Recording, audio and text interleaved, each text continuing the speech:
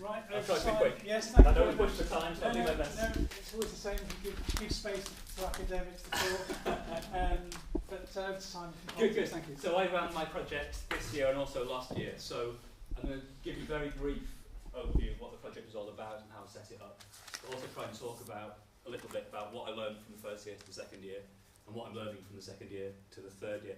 So my own work's on policy responses to disease outbreak emergencies. So that I don't work on the UK, but I've made that here in Sheffield for the purpose of the state of Sheffield. And what I'd set it up as was a kind of simulation which ran throughout the week, where on the first day I told them about this disease outbreak that was happening in Sheffield, very serious problem, and really pushed the kind of social impacts of that. So this is not just a medical problem. And through the week, every day they'll get an update on what happened in the outbreak, and things happened. So we got community tensions arising, we got gridlock because people were trying to flee the city, all kinds of social problems arose as a result of this disease outbreak that was happening through the week. And the groups were challenged with really thinking up a project that responded to that outbreak in some way. And they all went about that in different ways, which is quite hard to explain, but I can give you some examples of the kinds of things they did, which gives you the best idea. So a lot of groups, both years actually, went down the route of thinking about how you inform the public about the things you need them to do during the disease outbreak, how to stop people panicking, all those kinds of things. So we had lots of groups came up with various kinds of public information campaigns, films, apps, all kinds of different things they did. The best ones of those actually did really have some kind of research content in that. So they looked at previous disease outbreak emergencies, looked at the kinds of ways in which authorities had responded. Some of them looked at lessons learned reports from previous outbreaks and things to really try and build some of that into their own public information campaigns. Yeah, some did physical artefacts. One group, the first year, did a survival kit where they got a box that would be delivered to every house in Sheffield and researched what kind of things you would need to be in that box. Some did kind of presentations, PowerPoint things. So we had one group this year who did a briefing to journalists on how to responsibly report this outbreak without causing panic in the community and those kinds of things. Briefings to emergency services. So those are the kind of things which they produced. We tried to leave it as open as we could. I'll talk about that a bit in a minute. But also to try and make sure from the start of the week we guided them into something that was actually worthwhile and was actually going to work. Just to quickly run you through, we've heard already that there were some student complaints about the amount of work they were expected to do. I had a little bit of complaining about that, but took no notice because I don't think it's unreasonable to expect students to do some work. So basically on the Monday they had a full day pretty much. I think it went from 10 into the evening, so it was really quite a long day. I gave them a little lecture at the start talking to them about disease outbreak emergencies and the kind of social issues that raised. We then split them into their groups, and I and each of my two facilitators each ran a kind of group task to get them thinking about the kinds of issues that they might be interested in. So we got them debating about the ethics of quarantine. These are all looking at real cases, so we got them debating the ethics of quarantine. Each of these are about half an hour each.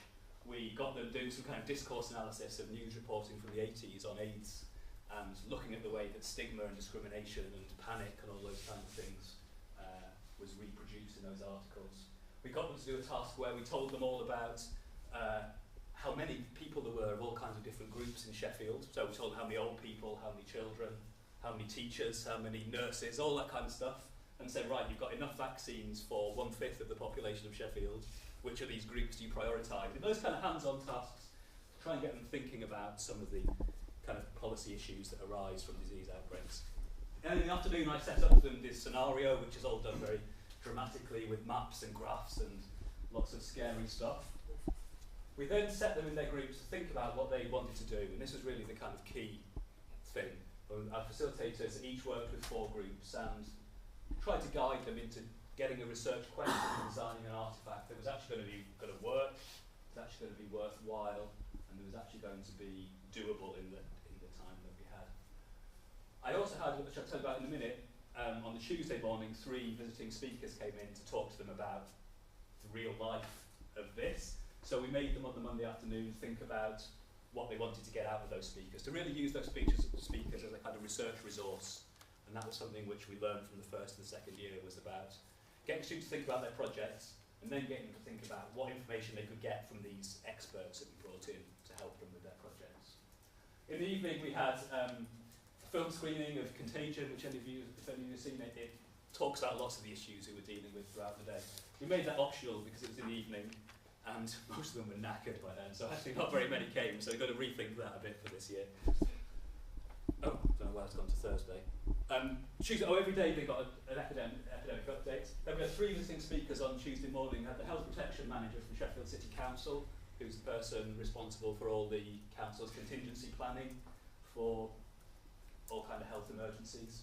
We had the social media guy from South Yorkshire Police, who talks to them about how the police use Twitter and Facebook and all those kinds of things to communicate with the public during emergencies. And he talked about lots of case studies in which they've done that.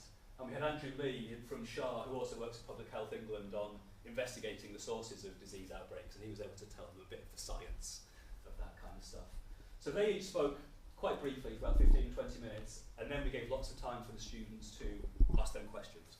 We really encouraged students to kind of think about that almost as being like key informant interviewing, right? So each group had their research questions, and they devised some questions that they wanted to ask each of these 3 speakers. We then let them loose to go and do their projects. They checked in each day with facilitators, so they had basically Tuesday afternoon, all day Wednesday and Thursday morning to do their projects and produce their artefacts.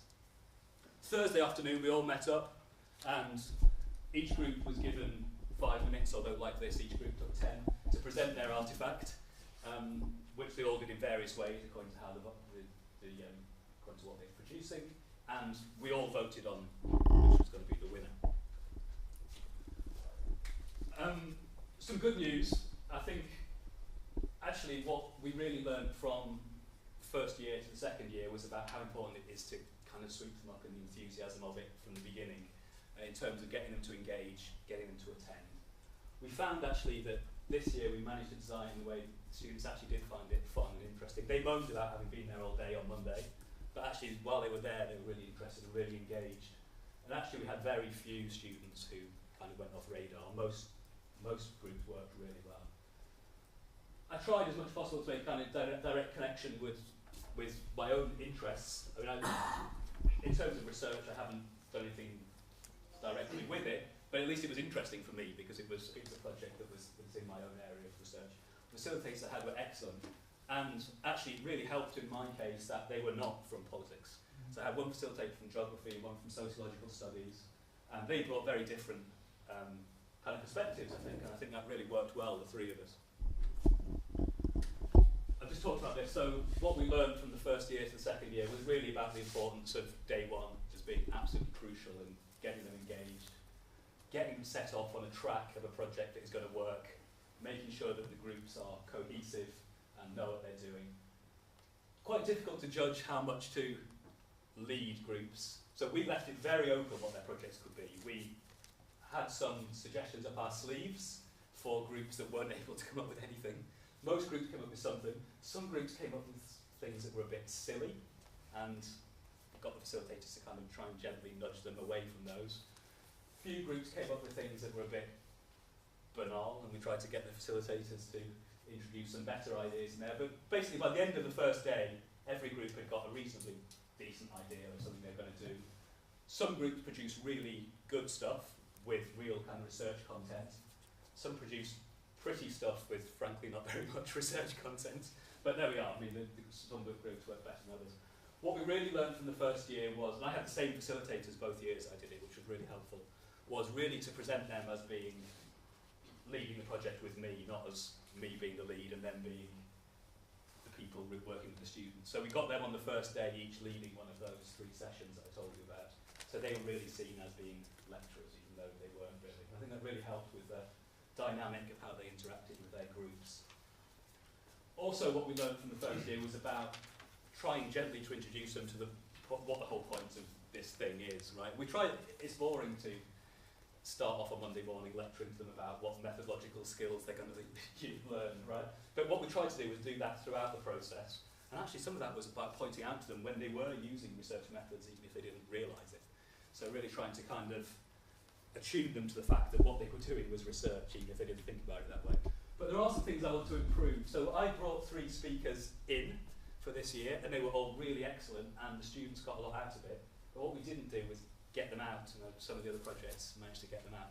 It's quite difficult because if I'm going to get them out, I want to get them out for a purpose, right, where they're actually going to gain something.